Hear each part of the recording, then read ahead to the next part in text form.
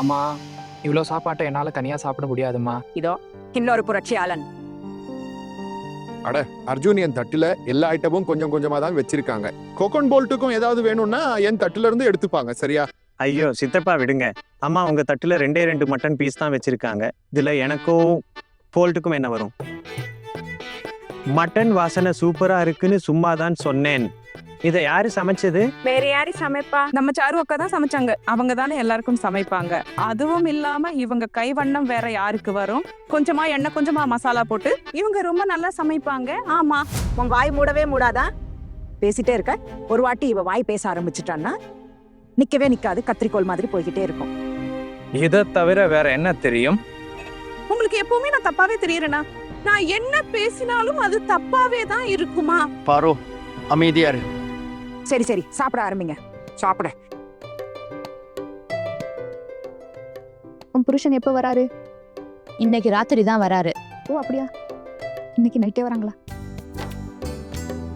உனக்கு ஃபோன் பண்ணாங்களா? அவர் எனக்கு ஃபோன் பண்ணாரு. வீட்டில் எல்லார்கிட்டையும் சொன்னியா? ஆமா, அவரே ஃபோன் பண்ணி இவங்க கிட்ட சொன்னாரு. அது என்னன்னா, இவங்க என்கிட்ட சொல்றாங்களோ இல்லையோ, சொன்னாலும் எப்போ சொல்லுவாங்களோ யாருக்கு தெரியும். ஆமா, அவர் இங்க இருந்திருந்தா எல்லாருக்கும் மீனு மட்டன் எல்லாம் வாங்கிட்டு வந்திருக்காரு. கஷ்டமா இருக்கு அக்கா. பொம்பளைங்களை விடுங்க, குறைஞ்சது வீட்டுல இருக்கிற குழந்தைங்களுக்கும் ஆம்பளைங்களுக்கும் வாங்கிட்டு வந்திருக்கலாம்ல. ஏன் விடணும்? வாழ்க்கை பூரா நம்ம சின்ன சின்ன சந்தோஷங்களை விட்டு கொடுத்துட்டே தானே வரோம்.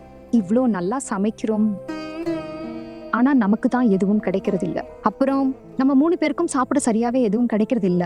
வாரத்துல ஒரு நாள் அந்த உடைஞ்ச மீன் துண்டு கிடைச்சாலே அதுவே பெரிய விஷயம் தானே. எது? ஆமா, எந்த உடைஞ்ச மீன் துண்டை பத்தி பேசுறீங்க நீங்க? அது அது இவ மீன் வறுத்துட்டே இருந்தா, அப்ப ஒரு துண்டு கீழே விழுந்துருச்சு, அவ்வளவுதான். அதத்தான் சொல்லிட்டு இருந்தா. எப்படி சமைக்கிற நீ? பார்த்து வேலை செய்ய மாட்டியா? உன்னோட கவனம் எங்க இருக்கு? இப்போ மீன் துண்டு உடைஞ்சிருந்தா என்ன, உடையலனா என்ன, வயிற்றுக்குள்ள தானே போக போகுது. சரிதானே? எப்படியும் நாம சாப்பிட போறது இல்ல. யாருக்கு கொடுக்கணுமோ அவங்களுக்கு கொடுத்தாச்சு.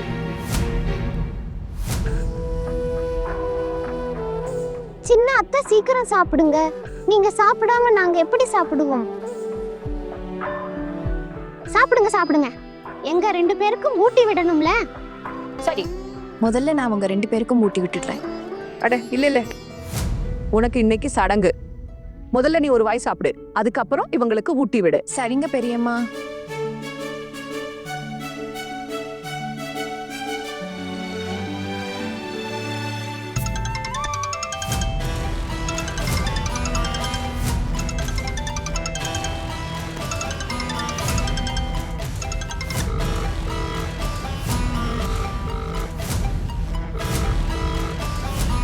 ஃபோனை எடு ஆனா, ஃபோனை எடு.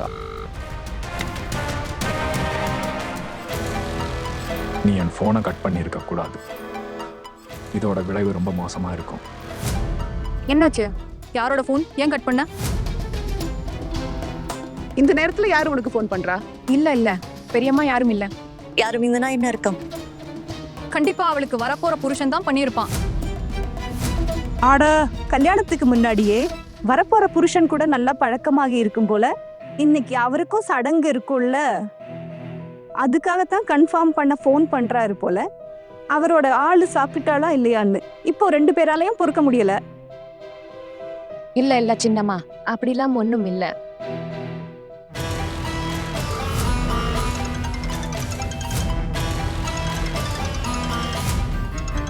அட ஹானா, ஃபோன் எடு. உனக்கு வரப்போற புருஷன் அவரு. எங்க மாமாவோட மனசை ஏன் உடைக்கிற? நீ தப்பிக்கணும்னு நினைச்சா ஃபோனை எடு. அட எவ்வளவு வாட்டி ஃபோன் வருது?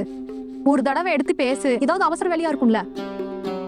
இல்ல அண்ணி, அது ஸ்கேம் பண்றவங்க ஃபோன் பண்றாங்க. இந்த கம்பெனிக்காரங்க பண்ணுவாங்களே, லோன் வாங்கிக்கோங்க, அது எதுன்னு. அதான் ஃபோனை கட் பண்ணிட்டேன். காட்டுங்க, எந்த கம்பெனி ஃபோன் காட்டு. இல்ல அண்ணி, விடுங்க, பரவாயில்ல. நான் தான் ஃபோனை கட் பண்ணிட்டேன்ல. நீங்களும் சாப்பிடுங்க. எவ்வளவு நேரம் ஆயிருச்சு. நானும் சாப்பிடுறேன். ஆமா மருமகளே, நான் எல்லாருக்கும் சாப்பாடு பரிமாறுறேன். முதல்ல சாப்பிடுங்க. நீங்க எல்லாரும் உட்காருங்க, நான் சாப்பாடு எடுத்துட்டு வரேன். சித்தி நானும் உங்களுக்கு ஹெல்ப் பண்றேன். சரி வா.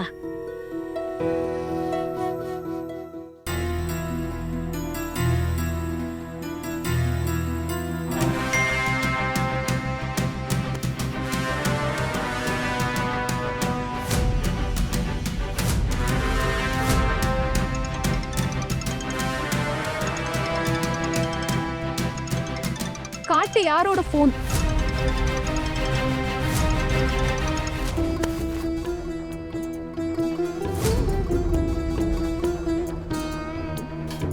தண்ணி.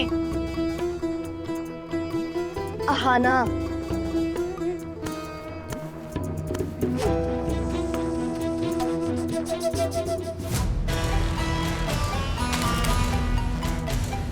இத்தனை வருஷம் கழிச்சு இவனுக்கு இப்போ என்ன வேணும்?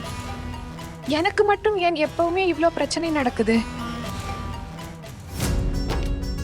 அர்ஜுன், என்ன இது? ஏன் எல்லாத்தையும் தள்ளி வைக்கிற? அம்மா என்னால இவ்வளோ சாப்பிட முடியாதும்மா. எப்பவும் ஒரே ஒரு கூட்டு வச்சு சாப்பிட்டு பழகிருச்சு. இப்போ கொழுந்தனாரே, இவ்ளோ கஷ்டப்பட்டு உங்களுக்காக இத்தனையும் சமைச்சிருக்கேன், நீங்க ஒண்ணுமே சாப்பிடல. அண்ணி எனக்கு போதும். ஆனா நான் குழம்பு ஊத்திக்கிட்டேன்ல பாருங்க. நீங்க ஒண்ணு பண்ணுங்க, மீதி அண்ணனுக்கு கொடுத்துருங்க. அர்ஜுன், ஒரு மீன் துண்டாவது சாப்பிடு, இந்த சின்ன துண்டாவது எடுத்துக்கோ. போதுமா, நான் சாப்பிட்டுட்டேன். போல்ட்டு அண்ணா, இந்த மீதியை நீங்க இல்ல எடுத்துக்கோங்க. இல்ல, எனக்கு எதுக்கு? நீயே சாப்பிடு. எடுத்துக்கோ போல்ட்டு. அர்ஜுன் கொடுக்கறான்ல, வாங்கிக்கோ. அண்ணா, இந்த மட்டன் எடுத்துக்கோங்க. டேய் அர்ஜுன், குழந்தைங்க பார்த்துக்கிட்டே இருக்காங்க, நான் எப்படி தனியாக சாப்பிடுவேன்?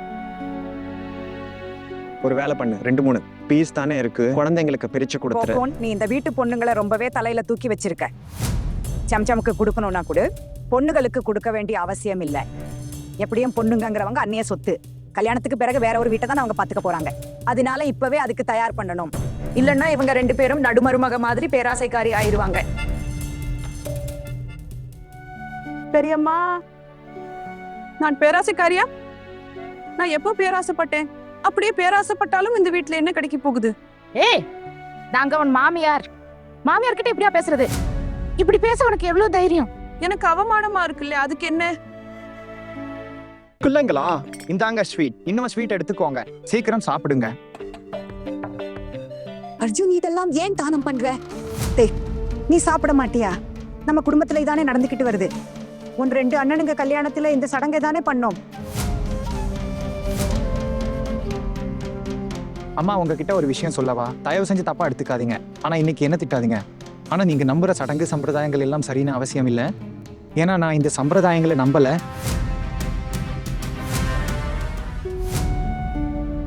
யாருக்கு கல்யாணமோ அவங்க மட்டும் நல்ல சாப்பாடு சாப்பிடுவாங்க, மற்றவங்க எல்லாம் தினமும் சாப்பிடுறதையும் சாப்பிடணுமா?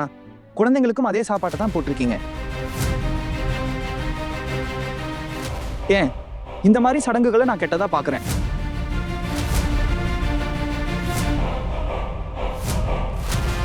எதிர்காலத்துல புகுந்த வீட்டுல சரியா சோறு கிடைக்குதோ இல்லையோ, ஆனா நாம இன்னைக்கே அவங்களுக்கு சோறு போடாம இருக்கணுமா? அதுக்கு பதிலா பிறந்த வீட்டுல இருக்கிற வரைக்கும் அவங்களுக்கு நல்ல சாப்பாடு கொடுக்கணும்னு நினைக்கணுமா? ஃபியூச்சர்ல எப்படி கிடைக்குமோ நமக்கு தெரியுமா என்ன? நீ ரொம்ப அறிவாளி ஆயிட்ட அர்ஜுன். ஆனா உனக்கு என்ன தெரியும் குடும்பம் எப்படி நடக்குதுன்னு? நீங்க சொல்றது சரி தாய்மா.